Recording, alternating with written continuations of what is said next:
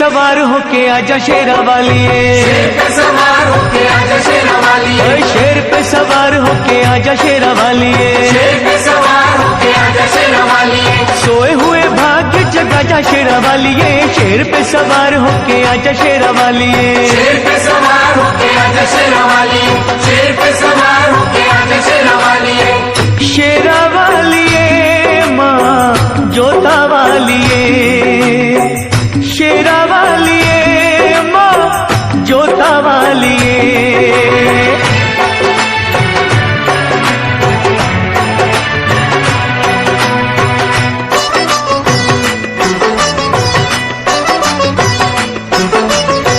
जोत माँ जगा के तेरी आस ये लगाई है, जोत माँ जगा के तेरी आस ये लगाई है, जिनका न कोई उनकी तू ही माँ सहाई है। रोशनी अंधेरों में दिखा जा शेरा वालिए, रोशनी अंधेरों में दिखा जा शेरा वालिए, शेर पे सवार होके आजा शेरा वालिए, शेर पे सवार होके आजा शेरा वालिए, शेरा वालिए माँ जोता वालिए, शेरा वालिए माँ जोता वालिए।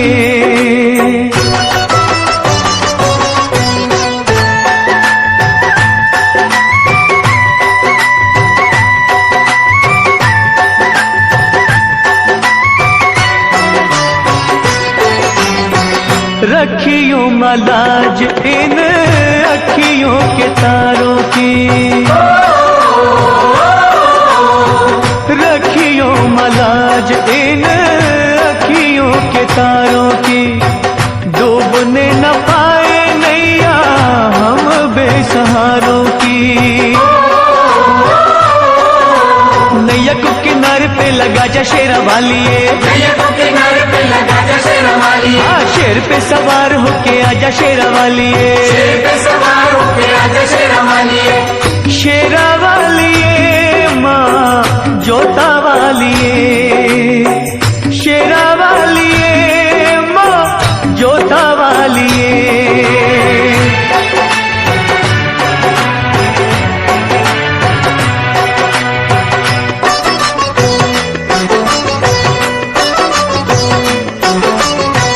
सच्चे दिल से दानू जी ने जब था बुलाया माँ, सच्चे दिल से ध्यानू जी ने जब था बुलाया माँ, कटा हुआ शीश तूने घोड़े का लगाया माँ, भक्तों की आन को बचा जा शेरा वालिए, भक्तों की आन को बचा जा शेरा वालिए, शेर पे सवार होके आजा शेरा वालिए, शेर पे सवार होके आजा शेरा वालिए, शेरा वालिए माँ जोता वालिए, शेरा वालिए माँ जोता वालिए, शेर पे सवार होके आजा शेरा वालिए, शेर पे सवार होके आजा शेरा वालिए, शेर पे सवार होके आजा शेरा वालिए, शेर पे सवार होके आजा शेरा वालिए, शेर पे सवार होके आजा शेरा वालिए, शेर पे सवार होके आजा शेरा वालिए, शेर पे सवार होके आजा शेरा वालिए, शेर पे सवार होके आजा शेरा वालिए। मां शेरा वाली के भक्तों की हर बात निराली होती है। मां के भक्त की बातों की गहराइयों में छिपे हुए ज्ञान के मोतियों को मां का सच्चा भक्त ही परख सकता है। माता वैष्णो का परम भक्त एक किसान था, कड़ी मेहनत करता था और मस्त रहता था। एक दिन मदनपुरा का राजा घोड़े पे सवार हो उस ओर से निकला। पसीने से तरबतर किसान को देखकर बोला, भाई इतनी मेहनत करके कितना कमा लेते हो? किसान ने कहा, हे राजन, मुझे जितना चाहिए उतना मां शेरा वाली की कृपा से मिल जाता है। मजदूरी करके जो भी मिलता है उसके 4 हिस्से कर देता हूं। राजा ने पूछा, वो क्यों भला?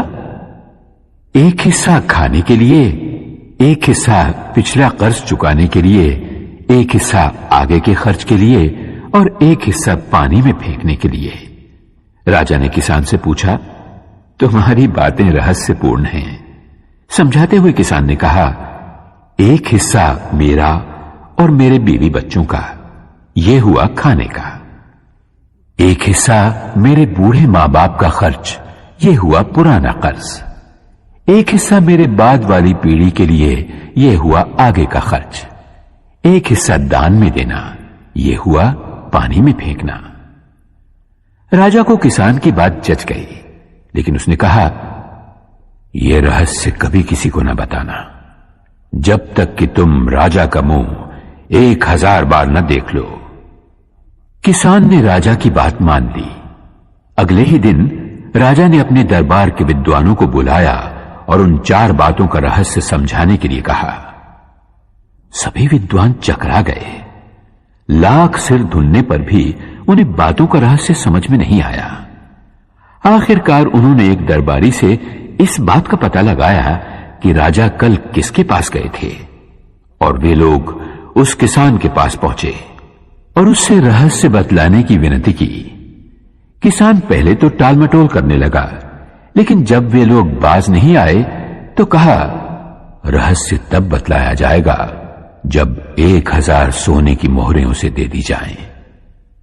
दरबारी विद्वानों ने राजा के कोप से बचने के लिए सोने की मोहरें किसान को लाकर दे दी। उसने सारा रहस्य बतला दिया। अगले दिन जब दरबारियों ने राजा को हूबहू किसान वाला रहस्य सुना दिया तो राजा को विश्वास हो गया कि ये बातें किसान ने ही वचन भंग करके दरबारियों को बतला दी हैं। उसने किसान को बंदी बनवा के दरबार में बुलवाया। तुमने 1000 बार हमारा मुंह देखे बिना रहस्य दूसरों को क्यों बतलाया? तुम्हें प्राण दंड मिलेगा।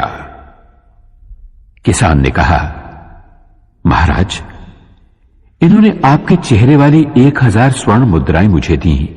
मैंने एक एक करके आपका चेहरा 1000 बार देखा, तभी रहस्य बतलाया। मैंने वचन भंग कहां किया महाराज? यह सुनकर राजा किसान पर प्रसन्न हुआ और उसे और भी इनाम दिया। यह उस किसान की बुद्धि का नहीं, जगत जननी माता की दया का चमत्कार था। मां की कृपा से उस किसान ने मौत को भी हरा दिया।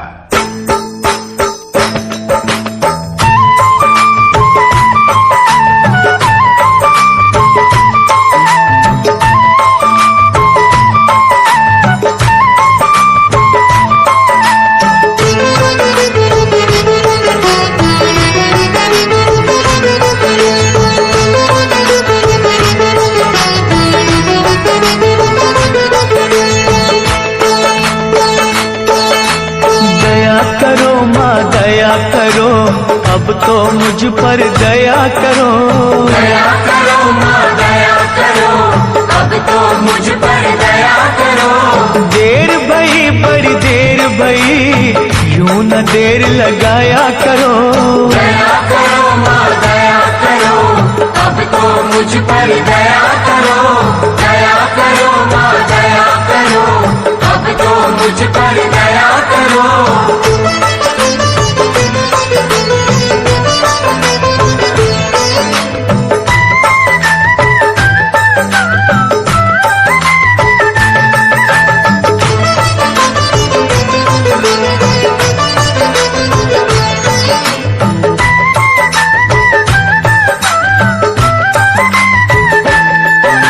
मुद्दत हो गई हाथ पसारे, अभी सुनी फरियाद नहीं, अभी सुनी फरियाद नहीं। माँ जग जननी इन बच्चों की आई तुम्हें क्यों याद नहीं? आई तुम्हें क्यों याद नहीं?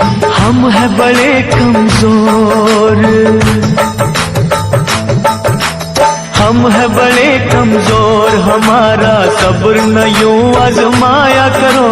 दया करो माँ दया करो, अब तो मुझ पर दया करो। दया करो माँ दया करो, अब तो मुझ पर दया करो।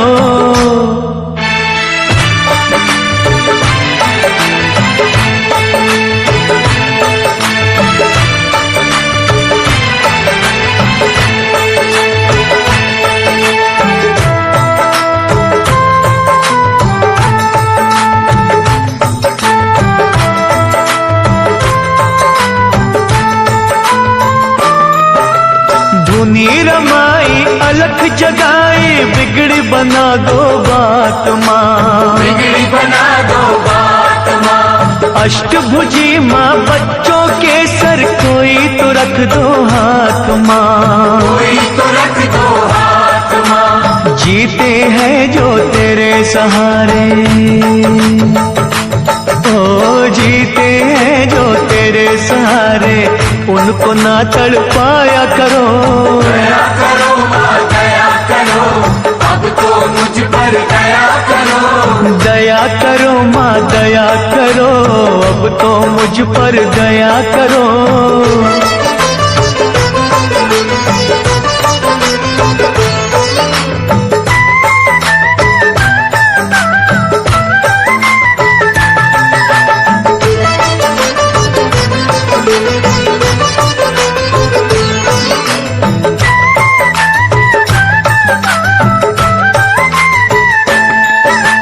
सच्चे मन से चिंता हरनी हम तो पुकारे जाएंगे, हम तो पुकारे जाएंगे। तू ही सुनेगी तुझे कहेंगे, झोली यही फैलाएंगे, झोली यही फैलाएंगे। छोड़ेंगे ना चरण तुम्हारे, हो छोड़ेंगे ना चरण तुम्हारे, चाहे हमें ठुकराया करो। दया करो माँ दया करो, अब तो मुझ पर दया करो। दया करो माँ दया करो, अब तो मुझ पर दया करो। देर भई बड़ी देर भई, यूं न देर लगाया करो। दया करो माँ दया करो, अब तो मुझ पर दया करो। दया करो माँ दया करो, अब तो मुझ पर दया करो। दया करो माँ दया करो, अब तो मुझ पर दया करो। दया करो माँ दया करो, अब तो मुझ पर दया करो। मां जोता वाली बड़ी दयालु है। वो अपनी संतानों को गुमराह होने से बचाती है, भूले भटके संसारी जीवों को सही रास्ता दिखाती है। सुहागपुर गांव का एक साहूकार था कीमतीलाल। अनाज और खेत गिरवी रखना, सूद पर उधार पैसा देना और गरीब अनपढ़ किसानों को लूट लेना, यही था उसका काम। इस तरह बेशुमार दौलत जमा कर ली थी उसने। एक दिन करोड़ों के मालिक कीमतीलाल की अंतरात्मा से एक आवाज उठी, सेठ कीमतीलाल, गरीबों के खून पसीने और आंसुओं में भीगी दौलत तो तुमने खूब कमा ली, लेकिन ये सब तो यहां के सुख के लिए किया, स्वर्ग में सुखी रहने के लिए क्या प्रबंध किया? कुछ भी तो नहीं। अरे इतना सब कुछ है तो पुण्य कमा, भगवान का विशाल मंदिर बनवा। कीमतीलाल ने आत्मा की आवाज सुनकर तुरंत ही एक अति भव्य मंदिर के निर्माण का संकल्प किया। दूसरे ही दिन उसने पैसे की बंद झोलियों के मुंह खोल दिए। मंदिर का निर्माण शुरू हुआ। हजारों मजदूर रात दिन जुट गए उस कार्य में। तभी एक दिन फटे हाल एक साधु वहां से निकला। साधु कीमतीलाल के पास आकर बोला, सेठ जी, सुना है और देख भी रहा हूं कि आप स्वर्ग में ठाट बाट से रहने का इंतजाम अभी से कर रहे हो। कीमतीलाल अभिमान से बोला, सही सुना है तुमने, मैं ये मंदिर इसीलिए बनवा रहा हूं। कहो क्या आज्ञा है? साधु बोला, मैं ठहरा गरीब साधु, मेरे पास केवल ये सुई है, छोटी सी सुई, इसके सिवा कुछ भी नहीं। मेरे गुरु ने मुझसे कहा था, बेटा, हर इंसान को मरते वक्त अपना सर्वस्व यहीं छोड़ जाना पड़ता है, कुछ भी साथ नहीं ले जा पाता। लेकिन आज आपको देखा तो पता चला कि आप स्वर्ग में इसी ठाट बाट के साथ पहुंचोगे। अगर कष्ट ना हो तो एक छोटा सा काम करोगे? कीमतीलाल बोला, अरे बाबा जल्दी कहो, आपका काम हो जाएगा। साधु ने कहा, ये सुई भी अपने साथ लेते जाना। मैं जब स्वर्गवासी हो जाऊंगा तब वहां आकर तुमसे ले लूंगा। वहां के चमकीले कीमती वस्त्र फटेंगे तो ये सुई सीने के काम आएगी। साधु की इतनी सी बात सुनते ही कीमती लाल की आंखें खुल गईं। वो उस महात्मा के चरणों में गिरकर बोला, महाराज, आप बिल्कुल सच कह रहे हैं। मरने के बाद जब अपना ये शरीर तक साथ नहीं आता तो भला और वस्तुएं क्या साथ आएंगी। मैंने बहुत सारे पाप किए हैं। उन पापों का प्रायश्चित मुझे स्वयं यही देवी मां की आराधना, भक्ति और सेवा से करना होगा, वरना मुझे नरक में भी जगह नहीं मिलेगी। साधु के रूप में माता वैष्णो देवी का वो सेवक कीमती लाल को सही राह दिखाकर अपनी राह चलता बना। उसके होंठों पर मां की भक्ति का ही गीत था।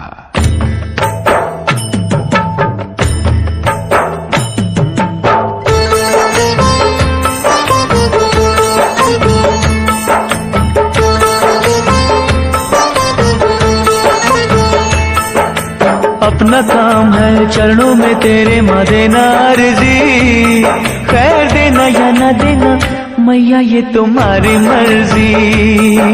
अपना काम है चरणों में तेरी माँ देना अर्जी, खैर देना या न देना मैया ये तुम्हारी मर्जी।